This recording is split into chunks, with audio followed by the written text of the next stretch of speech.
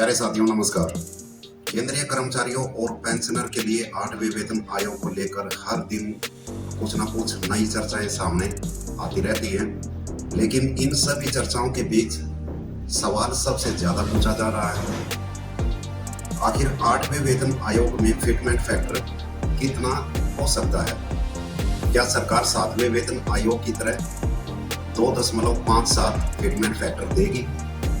क्या कर्मचारियों की मांग के अनुसार 2.86 फिटमेंट फैक्टर लागू हो सकता है, या फिर सोशल मीडिया पर चल रही चर्चाओं के मुताबिक फिटमेंट फैक्टर 4.0 मिल सकता है?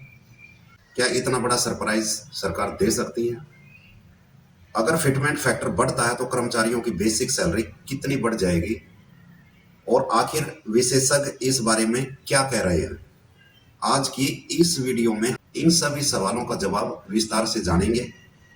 वीडियो को अंत तक जरूर देखिए, क्योंकि आखिरी में हम आपको बताएंगे कि वर्तमान परिस्थितियों में कौन सा फिटमेंट फैक्टर सबसे ज्यादा संभावित माना जा रहा है।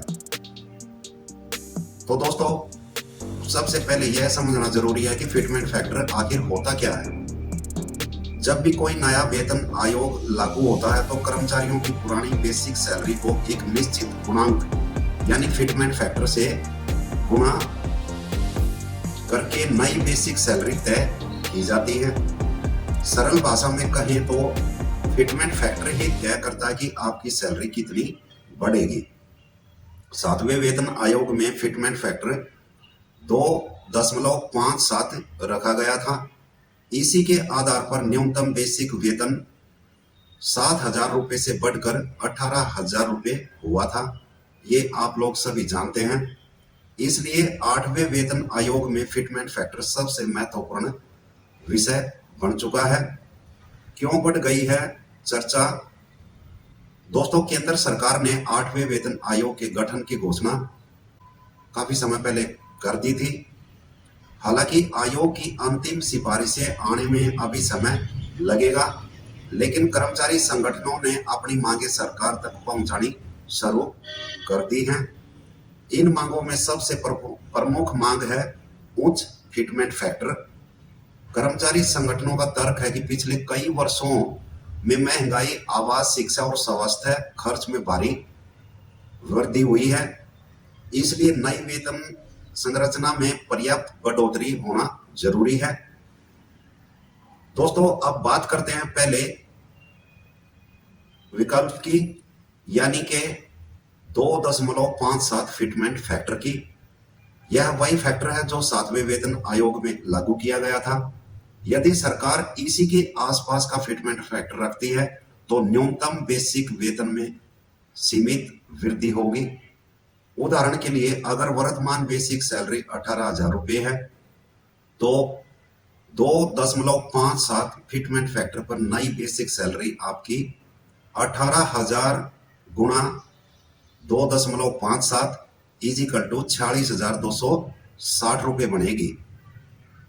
यानी अच्छी बढ़ोतरी तो होगी, लेकिन कर्मचारियों की अपेक्षाओं के मुकाबले यह काफी कम मानी जा रही है। कई विशेषज्ञों का मानना है कि सरकार वित्तीय बोझ को नियंत्रित रखने के लिए इस विकल्प पर विचार कर सकती है। और दूसरा विकल्प फिटमेंट फैक्टर का 2.86 हो सकता है।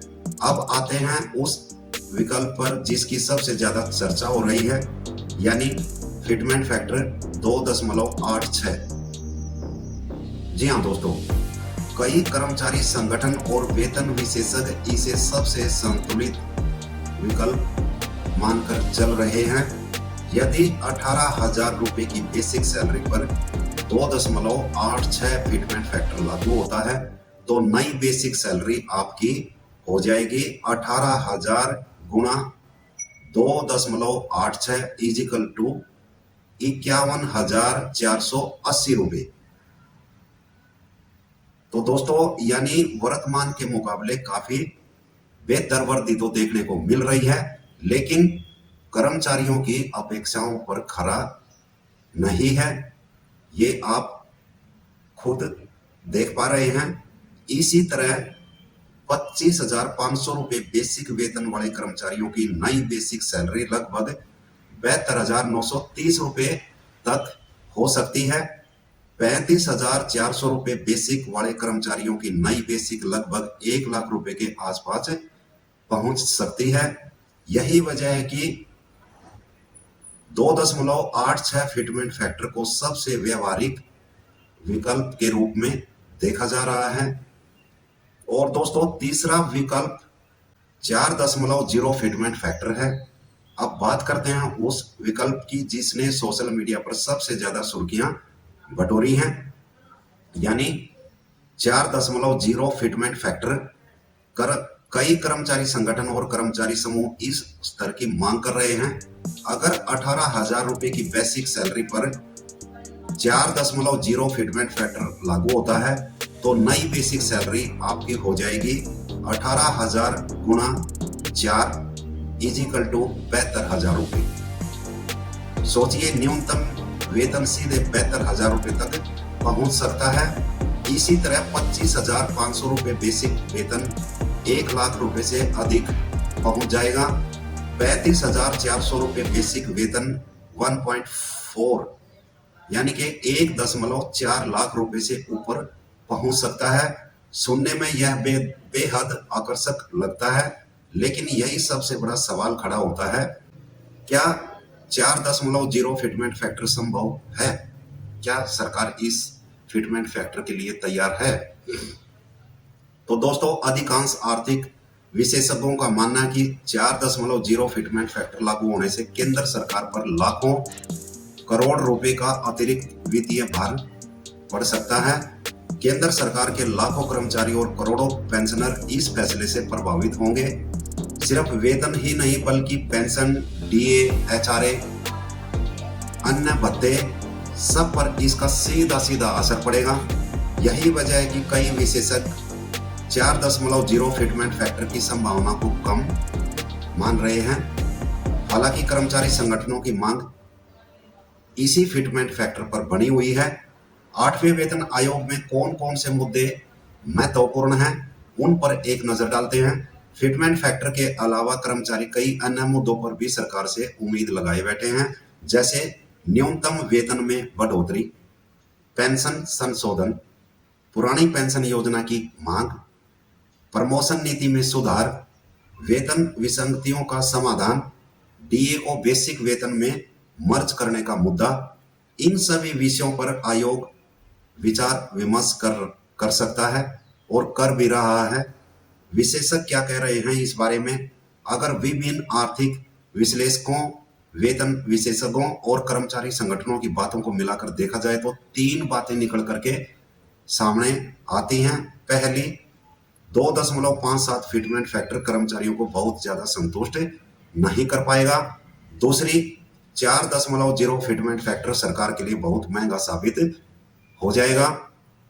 और तीसरी, 2.86 या इसके आसपास का फिटमेंट फैक्टर कर्मचारियों और सरकार दोनों के लिए विकल्प हो सकता है। इसी वजह से फिलहाल सबसे ज्यादा चर्चा 2.86 फिटमेंट फैक्टर की चल रही है।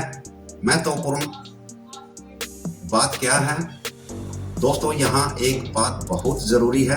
अभी तक 8वें वेतन आयोग ने फिटमेंट फैक्टर को लेकर कोई आधिकारिक सिफारिश जारी नहीं की है। सरकार ने भी कोई अंतिम संख्या घोषित नहीं की है। इसलिए सोशल मीडिया या यूट्यूब पर चल रहे किसी भी आंकड़े को अंतिम फैसला ना माने।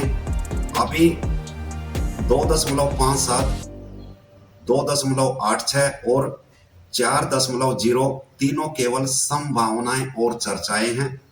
अंतिम निर्णय आयोग की रिपोर्ट और सरकार की मंजूरी के बाद ही सामने आ पाएगा। इसलिए आप लोग इन चीजों को अंतिम फैसले के रूप में ना माने। तो दोस्तों आज की सबसे बड़ी बात यही है कि 8वें वेतन आयोग में फिटमेंट फैक्टर को लेकर चर्चाएं काफी तेज हो चुकी हैं। 2.57, 2.86 और 4.0 तीनों आंकड़े चर्चा में हैं, लेकिन विशेषज्ञों के अनुसार 2.86 के आसपास का फिटमेंट फैक्टर सबसे व्यवहारिक और संभावित विकल्प माना जा रहा है। हालांकि अंतिम फैसला आने तक कर्मचारियों और पेंशनर को इंतजार करना पड़ेगा। जैसे ही कोई आधिकारिक अपडेट आएगी हम आपको सबसे पहले जानकारी देंगे। अगर आपको यह जानकारी उपयोगी लगी हो तो वीडियो को लाइक करें, शेयर करें, अपने कर्मचारी साथियों के साथ वीडियो को शेयर करें और चैनल पर नए हैं तो सब्सक्राइब करके बेल आइकन जरूर दबाएं। आपके अनुसार 8वें वेतन आयोग में फिटमेंट फैक्टर कितना होना चाहिए?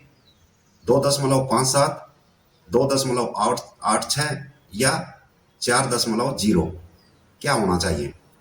अपनी राय कमेंट बॉक्स में जरूर लिखें। धन्यवाद। मिलते हैं नेक्स्ट वीडियो में नए अपडेट्स के साथ। जय हिंद, जय भारत, वंदे मातरम।